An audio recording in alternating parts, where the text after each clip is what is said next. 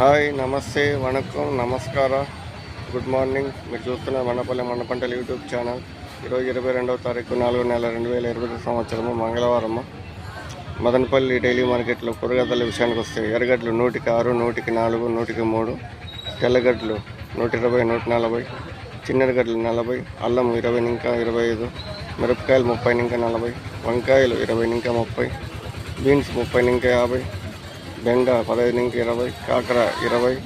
అలసంద 40 ఇంకా 45, మటికాయలు 35, బీర 10 ఇంకా 20, అనప 40 ఇంకా 50, మునక్కాయలు 20 ఇంకా 25, పచ్చిమిరప 30 ఇంకా 40,